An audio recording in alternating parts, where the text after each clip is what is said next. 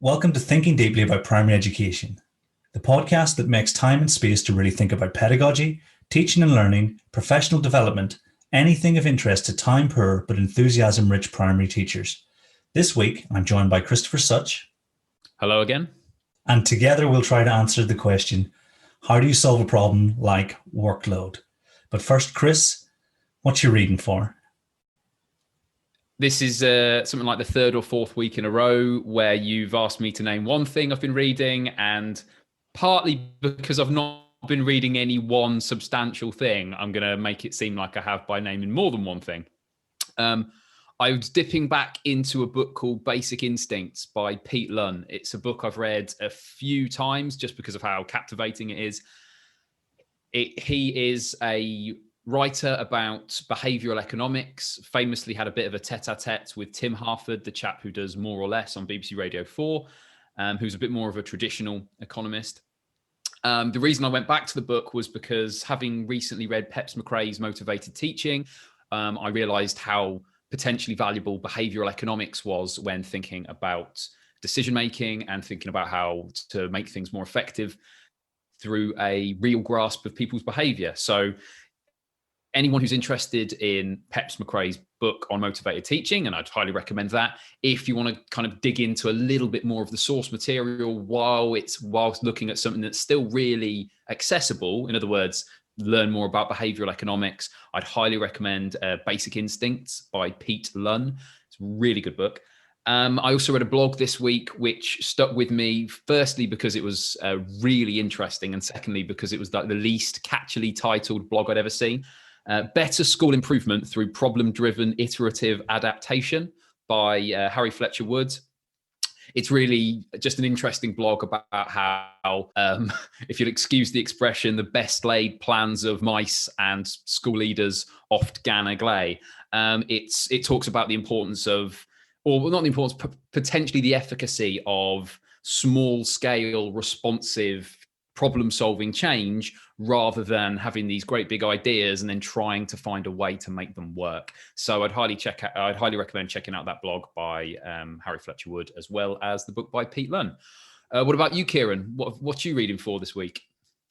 I thought I'd go with something that people listening didn't need to buy, because I realized that I've been talking about a lot of books recently. So I thought I'd go for one of my all-time favorite articles. And it's seeing an exercise as a single mathematical object, using variation to structure sense making, by Anne Watson and John Mason. And the reason it's one of my favorites is because of the way they structure the task that they set for the teachers in the paper. And so they want to lull these, by, as far as I can tell, really proficient mathematics teachers into a false sense of security before the big reveal that their question sort of sequencing has in store for them. And every time I go back to it, I find something new and interesting that I want, avenues that I want to go down. So I think it's a must read.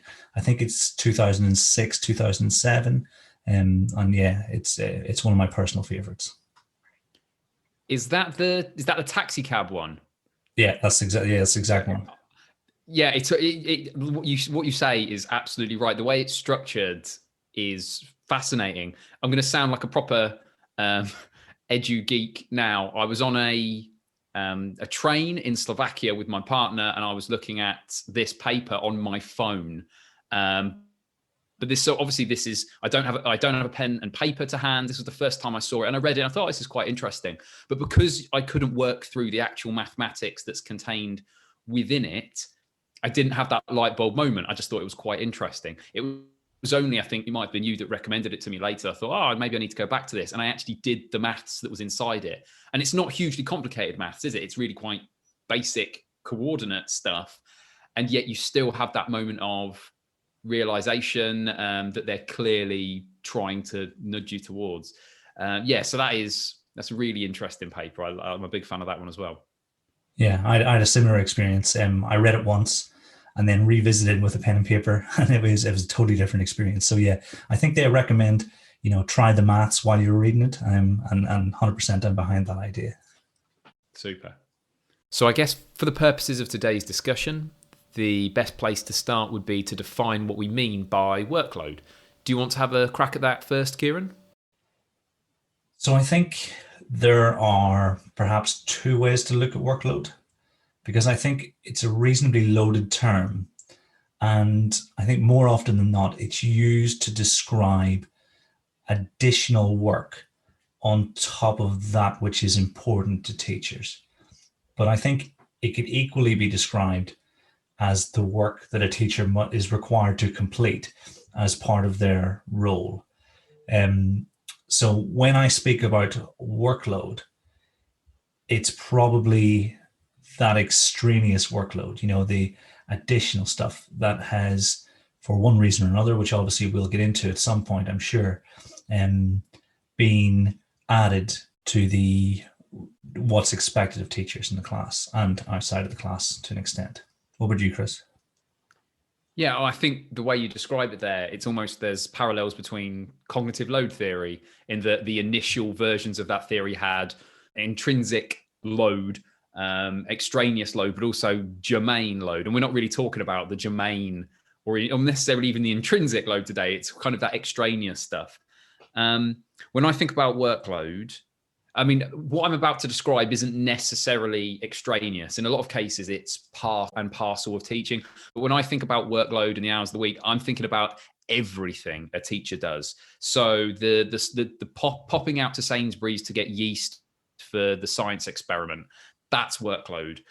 There was a member of the senior leadership team at I think it was first or second job, who said that marking in front of the television wasn't really work. If you took your books home, you could mark in front of the television and it just didn't count. It just wasn't work. Whereas, I mean, as someone who's never really enjoyed television enough to just sit and watch something that I can do at the same time as something else, I found that preposterous. But that sort of thing, that is also workload. I think anything that takes up time, even if you can do the washing up at the same time, if it takes up your time and you are still in teacher mode, in that teacher frame of mind, then that is workload. But yeah, I think if we focus sort of the rest of this discussion on that extraneous workload, the stuff that we think, yeah, maybe that doesn't need to be there, then we might have a relatively productive conversation, I hope. Nice. So I suppose the first question then is, why is extraneous workload an issue? I mean, the answer to this, it seems fairly obvious, but I think it's worth stating that life is short. Is that a good enough answer? But life is short, and time wasted, whether it's in a profession like teaching or any other profession, is a shame. In the end, time is our only commodity, or at least our only truly worthwhile commodity. And time wasted in teaching or anywhere else is a shame. Unless I'm mistaken, I think the statistics are that it's about a third of teachers leave in the first 5 years, leave the profession, that is. And you have to assume that workload plays a significant role in it. I know that behavior is commonly cited as well. But again, I don't think those things are disconnected. So, for example, I am much more readily equipped to deal with the challenging behavior of a student or a group of students when I've been working a reasonable week and when I'm well rested. To the best of my recollection, I think that the most recent surveys on teacher workload suggest that teachers are working on average around 49 hours a week. And that's average. So you're going to have people working 45 or 40 hours at one end and then 50, 55, 60 at the other. So I think anyone with a reasonable idea of what a decent work-life balance is would think that extraneous workload is a problem purely for that reason. I mean, the last thing I'd say is that, I mean, every bit of energy and time that we dedicate to stuff that obviously doesn't have an impact is, even in the pure aspect of just looking at teaching, is time that we're not putting into professional development, that we're not, and again, outside of that, that we're not engaging in hobbies and spending time with our families. And I guess, one more thing, pointless work is demotivating. I mean, even if you only worked like 30 hours a week, I think if 15 hours a week of it just felt pointless, you would still feel ground down by your job. it's that pointless aspect of work that's almost as important as the sheer amount of it. What about you? What do you think? So I fully agree with the points you covered. What I'd add is that, anyone who's familiar with any of my talks or any of the stuff that I say online will know that I'm a big believer in the cognitive challenge of teaching. And it's one of the reasons that I'm a teacher, is because I want to be challenged cognitively on a daily basis. And when I talk about the mental models, the instantaneous decision making, and all the things that are really enjoyable to develop in our craft, if you're exhausted, because you're marking books to 11 p.m. and then you're up again at 6, you're not going to be able to do any of that stuff. You're going to be on autopilot. Like, I can feel a difference between 8 hours sleep and 6 hours sleep. And those days where I've less sleep, I will just be trying to get to the end of the day as quickly as possible, so that I can get to bed and then recharge and try again the next day. And I think it's almost that's almost like an extreme version of what I think happens, because, like I say, if we're tired from, and as you said, meaningless activities or things that are unnecessary, then you're not getting the best version of us. We're not going to be able to perform to the standard that we both hope and that our children deserve. And so I think that it's essential that we try and control for that, so that we can have the absolute best teachers in peak performance. Something that comes alongside that is that sometimes we're our own worst enemy. I think that there is a perception within the profession that we need to be working long hours to justify what we're doing. I mean, it's worth noting, I'm probably going to get myself in a little bit of trouble with people who have similar roles or to that which I've had recently, in that when I was a classroom teacher and I was face to face with a challenging class for a significant period of the day, and then I was working long hours on top of that, that was a whole different business to working those same hours where I was largely in control of what I was doing through the day. I could go to the toilet whenever I wanted to. I could have a biscuit whenever I fancied it. It's a whole different business to have long hours at the same time as having a significant chunk of those hours being face on with a group of people where you are responsible for their safety, where you are responsible for their learning.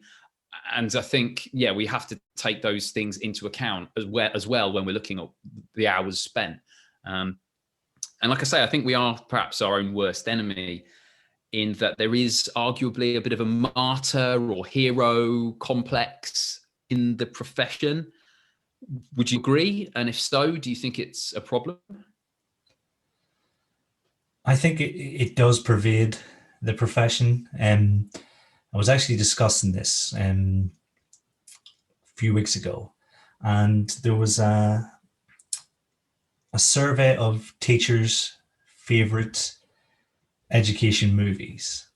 And of course, you've got things like Dead Poet Society,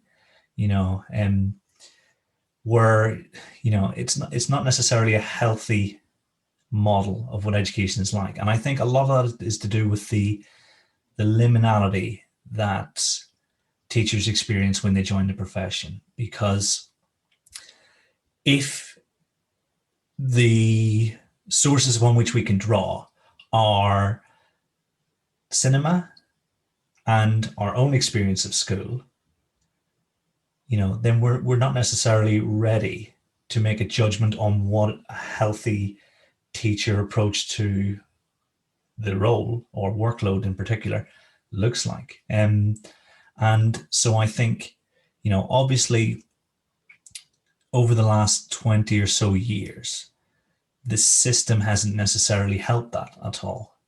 And it's almost compounded it to an extent where, because those who put in extra time doing things like triple marking were rewarded with grades or, external recognition, then it became the thing that had to be done. And I think now we're almost in a better position, and I think the tide seems to be turning. Um, but something like that pervades a whole consciousness, a collective consciousness, doesn't just disappear overnight.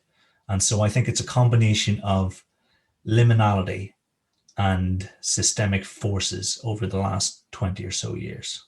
What about you, Chris? Are you familiar with it? Yeah, a lot of what you say does ring a bell with me.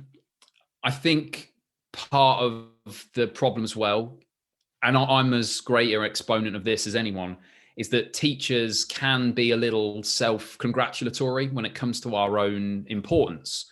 And that's understandable. Teaching is obviously a very important profession. We perform a very important role within society. I think there's a tendency for this to lead to a bit of an arms race between teachers when it comes to talking about workload. I'd love to experiment on Twitter with a message like, I was marking until 10 o'clock last night, because I'm pretty certain that you would see people very quickly responded with, oh, I was up till 11, or I was up till 12, or I was up till 2. There's an element of that old Monty Python sketch about the Yorkshireman. And yeah, I think there's a sense of teacher, and that the teacher mythology that we have that is linked to government adverts, things like change your life or make a difference. And again, I appreciate where all this stuff is coming from, but I think we sometimes don't see the negative side of placing this pressure on people. Because in the end, if you're looking at a pile of books or something that you're doing in your job that's, likely to have a little bit of impact, perhaps, and you're thinking to yourself, well, actually, I'd quite like to just have a Magnum and watch some TV. How do you justify having a break with an ice cream in front of the telly if we believe that every little thing that we do as a teacher has this dramatic impact on children's lives? It's almost impossible. Sometimes the fact that we dwell understandably on our own importance as a profession can lead to negative outcomes. The reality is, and I'm not sure I should say this, but I'm going to, the reality is that I think that about 90% of kids that we teach will have forgotten our names within a decade. Now, that doesn't mean that we don't have a major impact and that we shouldn't take our job seriously, but it does mean we should probably have a little bit of perspective about what it is we do achieve, which is sometimes, I think, perhaps lacking from the profession. Yeah. In short, if you convince yourself that your job is incredibly important, it's easy to justify working 55 or 60 hours a week. Yeah. As you're saying that, I'm thinking about any of the stresses in my job at the minute. Because I consider myself quite fortunate in terms of the workload is mine to set to an extent. I've been given a brief, go and achieve that brief, by any means you feel necessary. So I don't have external forces saying do this, do that.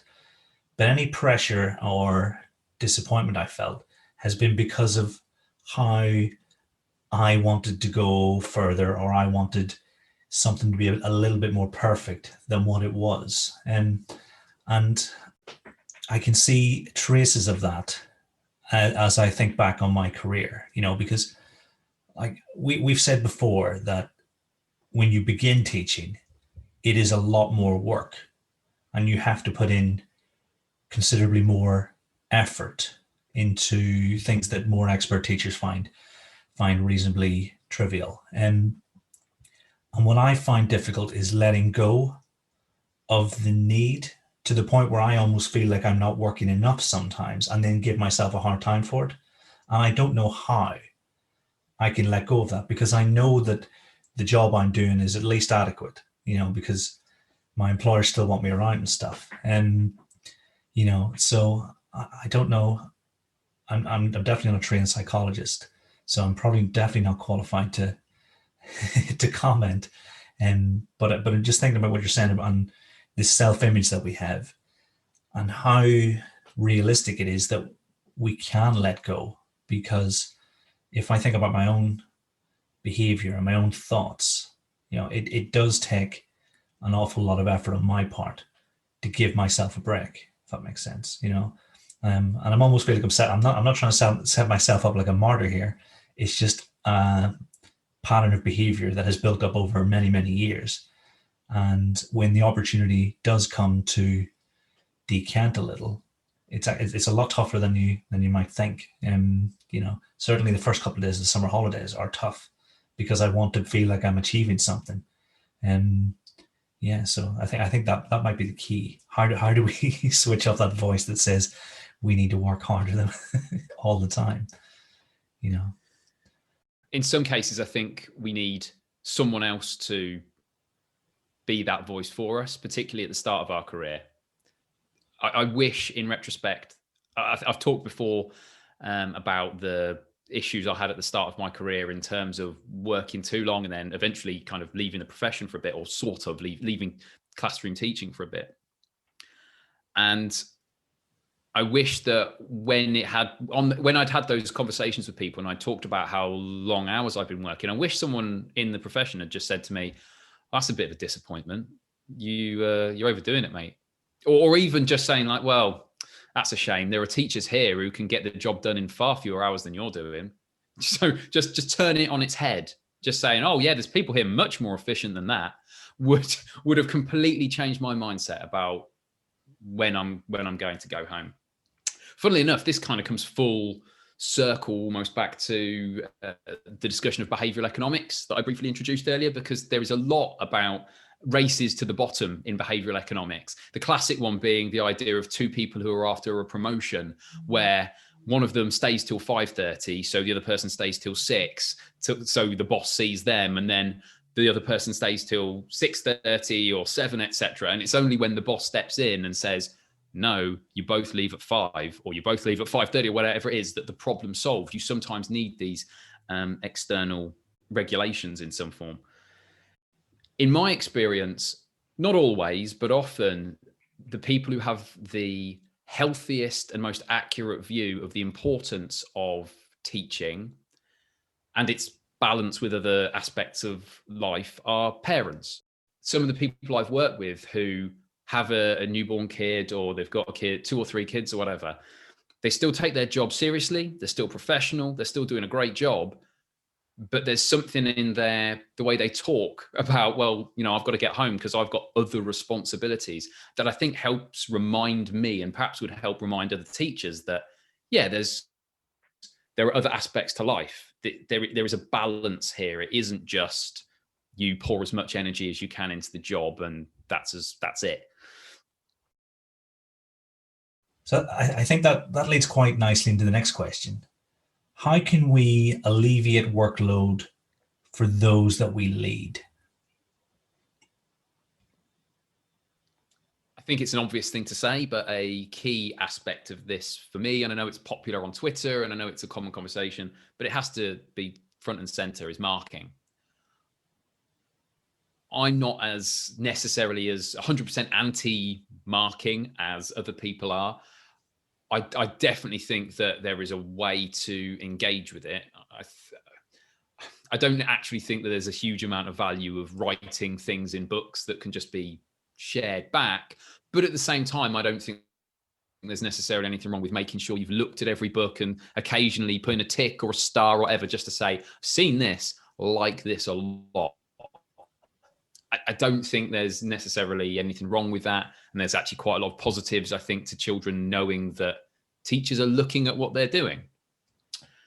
That said, the hours that are devoted to marking by many in the profession are a travesty. And more often than not, it's down to systemic pressures. I'd like to say, it'd be dead easy to say, yeah, it's school leaders, bowing down to pressure.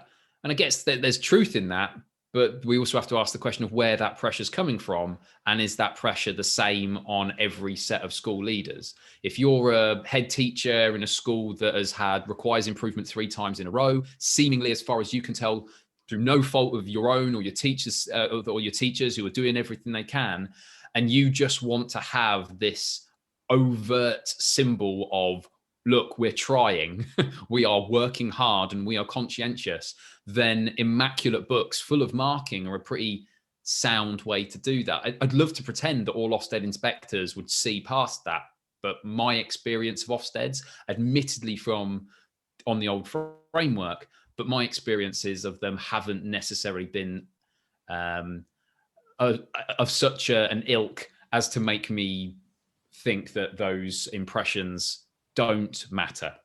So it's very easy for me to say, oh yeah, senior leaders should just get rid of marking. But in reality, it's often easier said than done.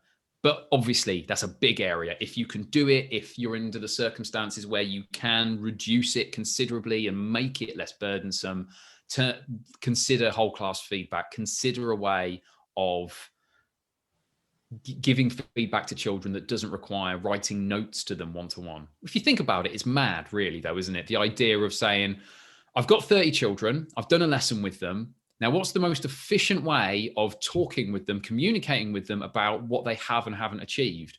I know, I will write to them individually. When you put it in those terms, it's just, who thought of that? How did we do that for years? I spent hundreds of hours, hundreds and hundreds of hours marking. Yeah, sorry, I made myself giggle a little bit there. That's not acceptable. Beyond marking, I think there's a lot of paperwork that relates to accountability that is largely unnecessary or can be unnecessary, and often it just grows. Usually it's the case that someone who is setting the paperwork is the person who doesn't have to do the paperwork. And I think having, when any form of paperwork, be it, I'm trying to think of a good example, the kind of paperwork that you might do to evidence what you are going to achieve to meet your appraisal targets, that sort of thing. I worked at a school where I was told that, oh, well, to save time, what you can do is just go onto this handy website where we've given you a log on every week or twice a week and just upload some evidence of what you're doing to achieve your appraisal targets. And for the rest of the year, I spent time thinking, how can I set targets for myself next year that I won't be able to evidence? Because I knew that that was what I was going to have to do. And the point that I'll make here is that these targets come about because they're so often set by people who aren't going to have to jump through those hoops. So a basic sense of empathy, asking teachers persistently, is this creating unnecessary workload? And then giving them the freedom to say, well, yeah, I think it is actually. I think there's a shorter version to this, or I don't think this is worthwhile. What do you reckon? What are your key things for alleviating workload? So when I think of this question, I think of those of us who are working at a strategic level and trying to implement change, on a school-wide level, because quite often that will come from one person thinking about how a subject or an aspect of school life moves forward, and I think it's essential. But how we think about it will differ in those schools where workload concerns are appreciated and those where they're not necessarily top of the agenda. And so to do that, I will think, if we're thinking about policy, what is the research base for the decision we're about to make? For instance, if we're looking at a marking and feedback policy, well, you would go to those papers that highlight the distinction between marking and feedback. Because then what you could very easily do is put a system in place where feedback is front and center of the behaviors you want to see in your school, if that makes sense. And equally, the expectations on things like, if we want to introduce retrieval practice into our schools, if we designate a certain amount of time and a certain format, we need to consider whether or not that's A, what the research shows us, and B, what impact is that going to have? Because I think as a profession, we've got a group of best bets for the things that will make a difference to our pupils. And what we really need to do is try and utilize those at the expense of things which have been shown or have failed to show their importance or their relevance to our practice. And so from my position, if I'm thinking about change, if I'm thinking about policy, I'm thinking about, well, what sort of backing does this decision have, and what sort of impact is it going to have on workload? And one thing that, and I know Neil Allman talks about it quite a lot, is when you put something in to the system, you need to be taking something out at the same time. You've almost got this equilibrium that cannot be tampered with, because it's very easy to add things, because and if we're not doing certain things that might prove beneficial, it's very easy to say, okay, let's do this, let's do this, let's do this.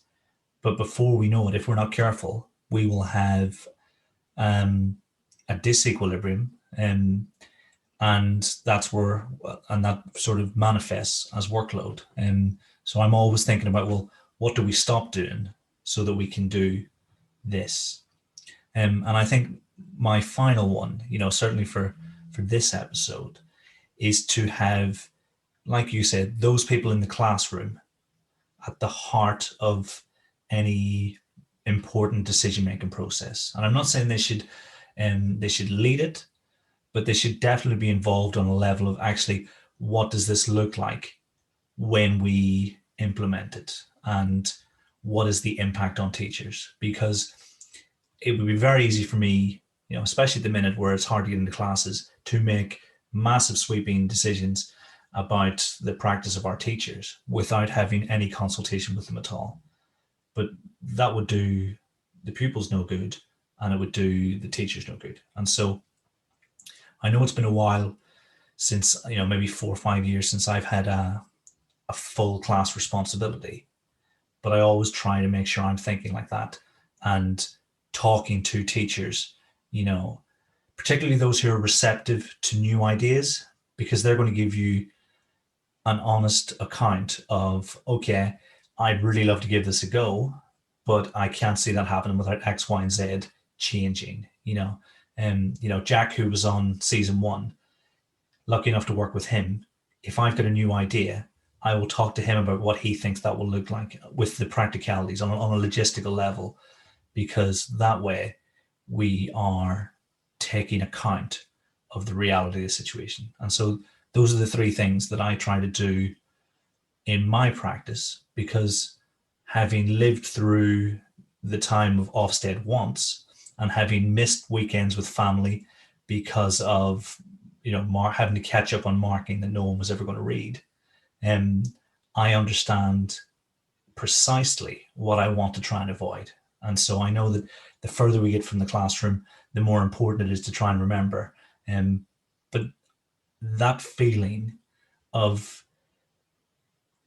spending time that could have been with family on something that I didn't think was important will never leave me. I will always have that sense of, I really wish I'd had the guts to say this is pointless, but the thing is, it wouldn't have done me any good. It wouldn't have done the school any good, because of the system that we existed in at the time, so it was just get on with it. But now I'm in my mid-30s.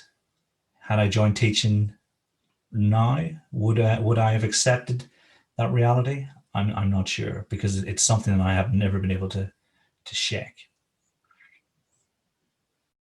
I like to think that if a teacher came to me, or just dropped into conversation that they were working stupidly long hours, that my first response in my head would be, oh, I'm failing.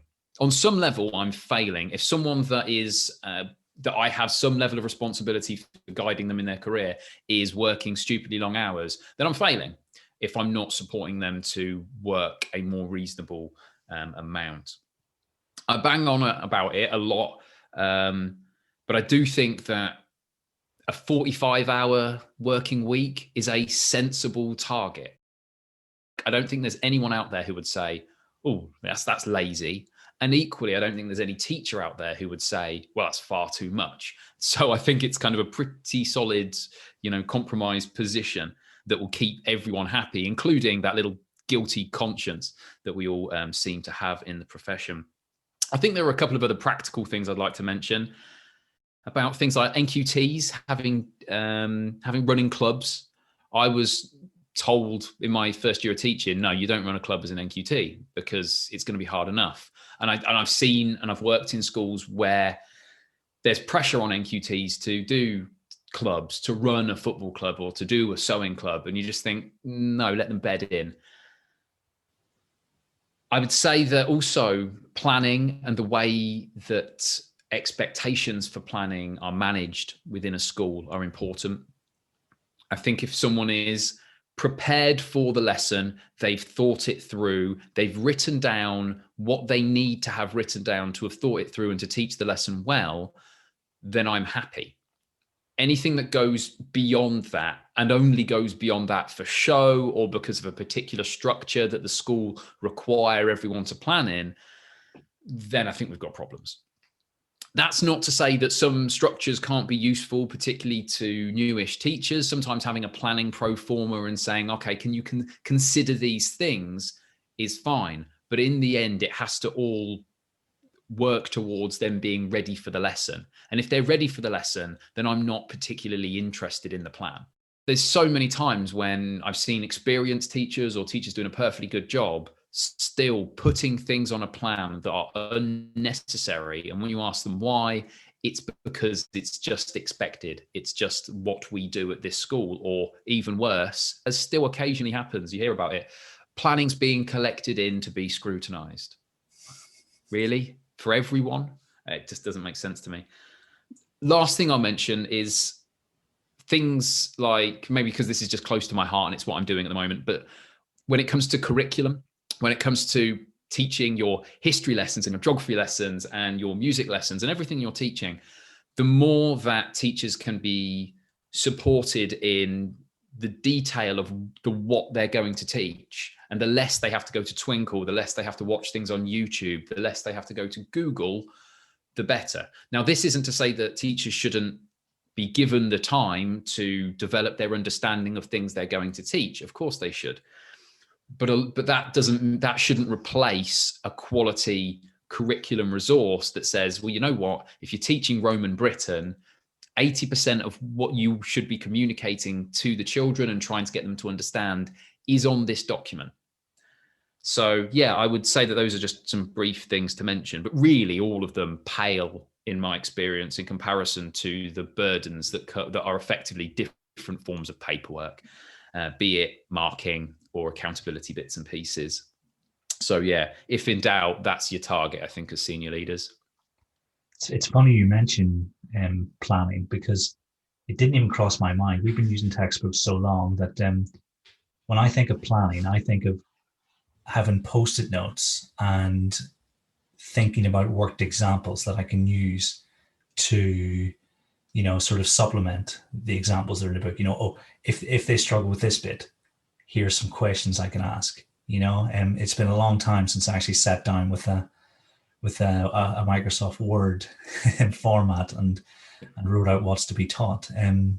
That's a big one. But it's also one of the reasons why I'm such a staunch advocate of the high quality textbook, because you will eventually get to the stage where you can't remember a time where you had to plan out everything in the curriculum in order and hope that it was the right order. And this is, dare I say, for those secondary school teachers that are listening, my partner's been a secondary maths teacher for going on for a decade, and she'll talk to me about lessons which she says, oh, I don't need to plan as such for that. I just know the beats of that lesson. It's like I'm following a script that's in my mind. I know the misconceptions that children are likely to have. I know where it's likely to go wrong. I know where to take it if they understand it, if they grasp it quite quickly. And it's just all there.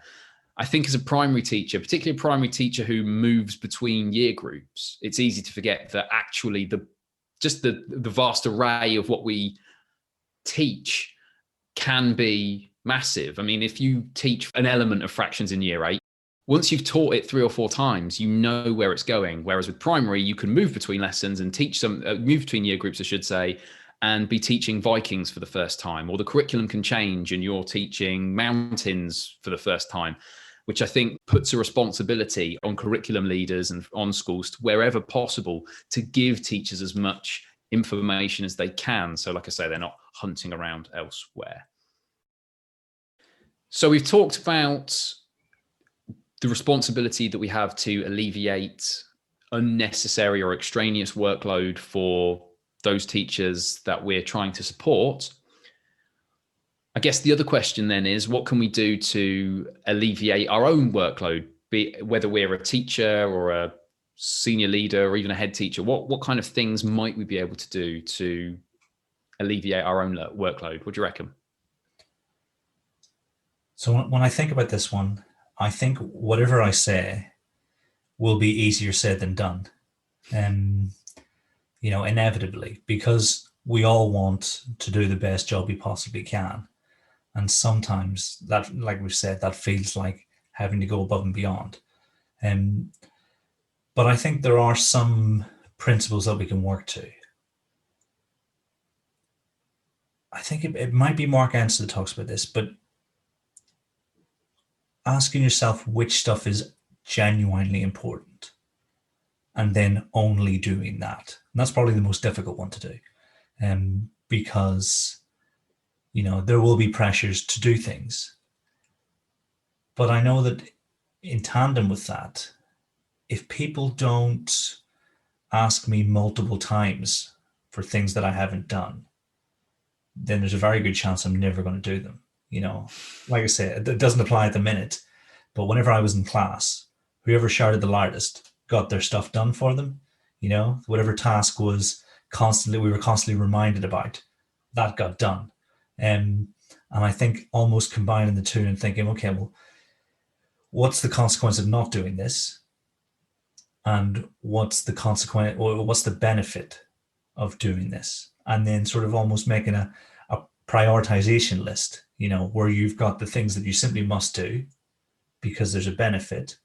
And then as you go further down the list, you are getting towards things that, people aren't shouting about, things you don't find value in, which is obviously very subjective. But ultimately, we can't do everything we want to do. So we do have to prioritize things. I don't think I've ever finished a to-do list. I will section things off into, this is Monday, and perhaps finish the things I've assigned for Monday.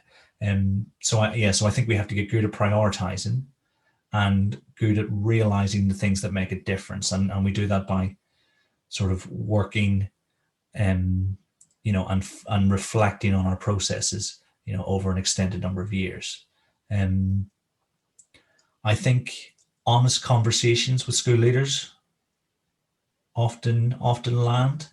Certainly the school leaders I work with are very receptive to the opinions of their teachers, and when there are concerns about the impact of something that's been introduced, they're very much listened to. So I think we should always consider that the people who are leading us have also quite often been teachers, often will understand what it's like to be in that situation, and will respect the capacity, to be honest about the realities of the situation, because ultimately everybody in the school wants the school to be doing the absolute best job it can. And I think the last thing that I would do, and this is something I talk about all the time, is I would reflect on our actual significance, and whether or not it's more important that we are healthy and refreshed, or if a piece of work is finished. And then I would always prioritize health, and mental well-being over paperwork, because the paperwork can be done at some point. But if you lose your health to unhealthy habits, even if they're brought on by yourself, then it's much more difficult to get back to the place you were. And so that's what I would do. But like I say, easier said than done in each of those cases. What about you, Chris? Well, yeah, along the lines of easier said than done, I'm going to say some stuff that's going to infuriate some people, no doubt, because they'll say, well, yeah, I wish, but I'm going to say it anyway, because some of the stuff I think is good advice, or at least stuff that I wish I'd heard at points in my career.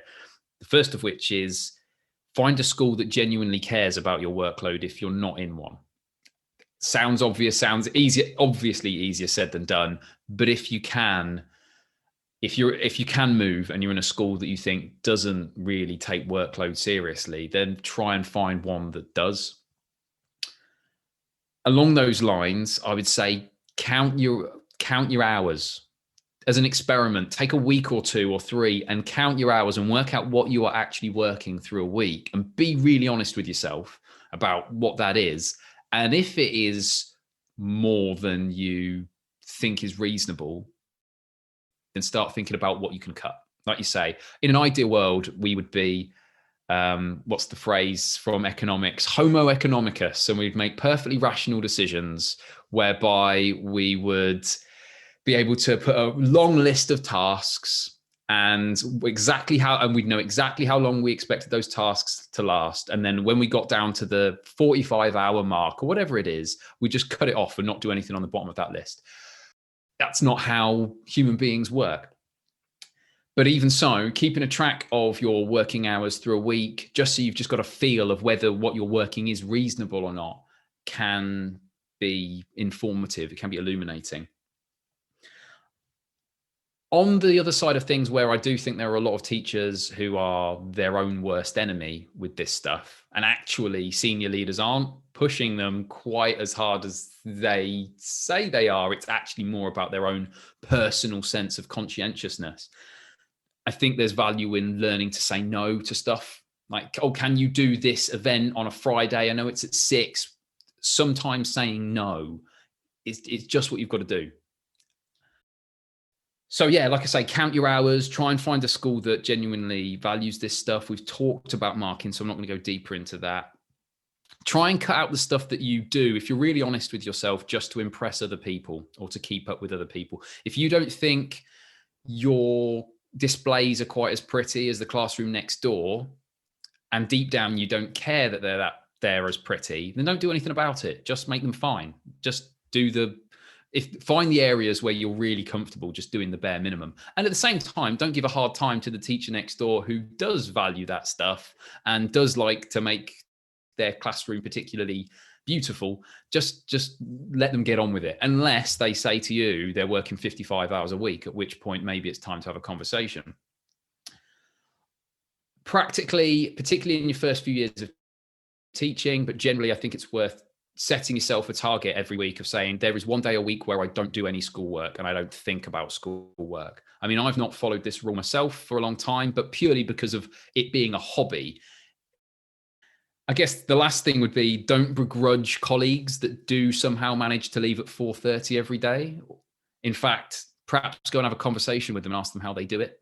And, oh yeah, one last thing actually.